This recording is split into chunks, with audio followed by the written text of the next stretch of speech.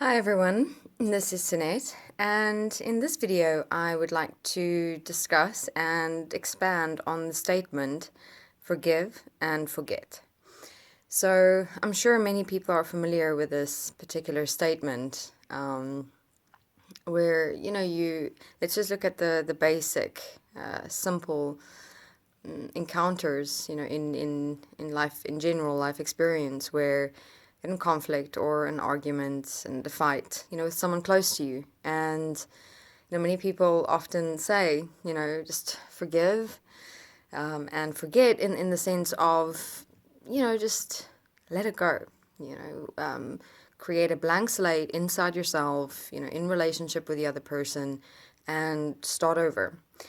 Or, not even start over. It's almost as though the statement also carries the experience of, act as though it just never happened, carry on as everything was before. Now, for me personally, I've been, that statement has been, spoken to me once. I have a clear memory of it. And I remember thinking, but I can't forget, it's like, something has been said, something has been done to me, I can't just forget about it.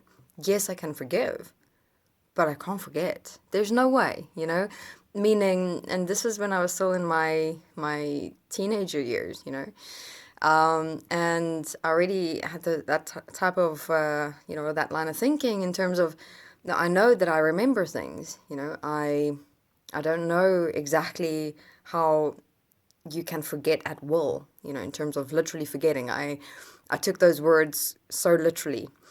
And I remember thinking that, but I didn't say anything out loud. And I just smiled and nodded my head and says, yes, forgive and forget, because from a certain perspective, I didn't understand the context of it, meaning forgive and forget, just let go, let bygones be bygones and continue as though, nothing happened. But what is important, though, is to understand this term, practically, in terms of what do those words really mean. And now, obviously, later in life, I look back at that moment and also the words forgive and forget. And with being introduced to self-forgiveness and, the process involved with self-forgiveness, I understood the words forgive and forget a lot more. Understood meaning, I understood the deeper meaning within and behind it. So I will in the next video continue with my process of self-forgiveness, but in this video, the meaning of forgive and forget to me that I've given those words, how I defined it for myself, is doing my self-forgiveness first and foremost, in terms of always seeing my responsibility within an altercation or argument or conflict or fight. We always have to realize that a conflict with another person, it takes two to tango. So, I always take my self-responsibility, have a look where, what role I played, where I was responsible in contributing to the conflict. And within that, the self-forgiveness process also aim to understand, why it happened, what part did I play, what role did I play, how can I prevent it from happening again, from the perspective of how, and next time, can I handle the same or similar situation so much better, without the conflict and the emotions involved within it.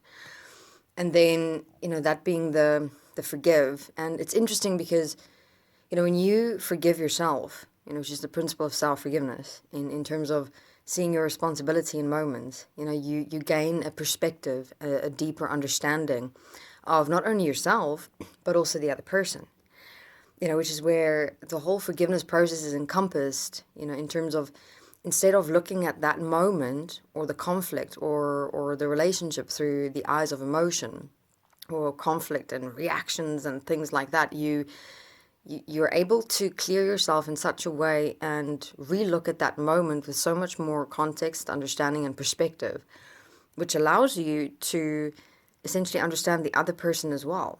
why and how they contributed to the conflict. Where were they at? What was going on within them?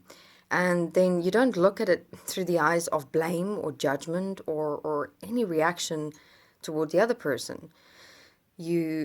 Because you now have forgiven yourself and seen your responsibility and looked at the moment of conflict, through different eyes, you see how you can actually resolve it.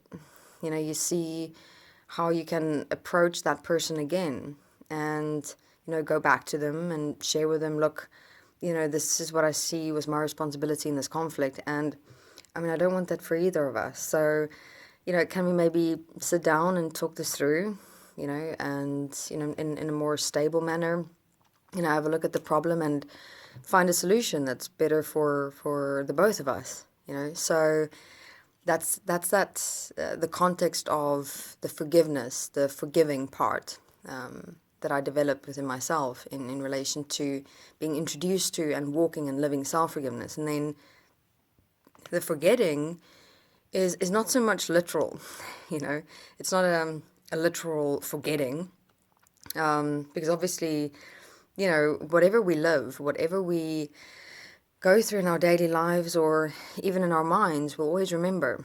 We always store memories. It's one of the main parts of our human existence is memories. So forgetting doesn't mean a literal forgetting. It actually means an understanding, a resolving, and within that, a letting go. So it's like forgive and let go. Actually, I think would be a better definition for the words forgive and forget. It's forgive and let go. But I would add in a middle step, which is forgive and resolve, and then let go. Forgive, resolve, let go. Because the forgiveness, especially when it's in the context of self-forgiveness, you gain so much understanding of yourself and another person in a moment that you can take the step of resolving everything inside yourself, with the person and the moment that transpired. And once that's done, you can let go. Let go meaning you can let go of that moment and that experience in a way where you've realized that you've learned something about yourself. You've learned something about another person. So here, just sharing some insights and perspectives in relation to what I've learned, within and as the words forgive and let go, and what they mean to me today.